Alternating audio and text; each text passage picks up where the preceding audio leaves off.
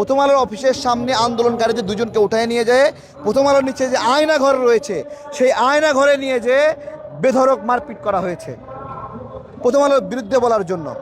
প্রথম আলো না বলে যে কলমের বিরুদ্ধে কলম ধরো, তা আমি প্রথম আলোর বিরুদ্ধে যুক্তিতর্ক দিচ্ছি, তাই না? তা প্রথম আলোর যুক্তিতর্ক দেখ, আমি গরু জবাই করছি, প্রথম আলো খাসি জবাই করুক, ও পাটা বলি দেখ, সমস্যা কি? ওরাই তো বলে কলমের বিরুদ্ধে কলম ধরো। তাহলে প্রথম আলো কলমের বিরুদ্ধে কলম না ধইরা প্রথম আলো প্রতিবাদের বিরুদ্ধে কেন আন্দোলনকারীদেরকে নিয়ে মারধর করলো? তাই না? বলে না যে যুক্তির পক্ষে যুক্তি দাও। আমরা তো যুক্তি দিচ্ছি যে প্রথম আলো ভারতের পারপাস সার্ভ করছে, যুক্তি দাও তুমিও। তুমি না পাইলে আমরা গ্রেপ্তার করতেছো কেন? 9 জনকে গ্রেপ্তার করছে।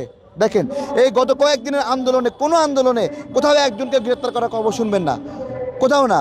এই ছাত্ররা আন্দোলন কইরা বাস ভাঙচুর করেছে, গাড়ি ভাঙচুর করেছে, রিক্সাওয়ালারা আন্দোলন কইরা গাড়ি ভাঙচুর করছে, কলেজ ভাঙচুর করছে, বিশ্ববিদ্যালয় ভাঙচুর করছে, তাই না? কোথাও কাউকে গ্রেপ্তার করা হয়েছে? বলেন, গ্রেপ্তার করা হয়নি। কিন্তু প্রথম আলোর অফিসের সামনে যে বিক্ষোভ কর্মসূচি করছে সেখানে গ্রেপ্তার করছে। তাহলে বুঝতে হবে প্রথম আলোর শক্তি কতটুকু। এবং আমরা এই অদৃশ্য শক্তি যেটা আমাদের রাষ্ট্রকে হিন্দুত্ববাদের দিকে, ভারতের দিকে ধাবিত করে, আমরা সেই অদৃশ্য শক্তির বিরুদ্ধে এই লড়াইটা করছি।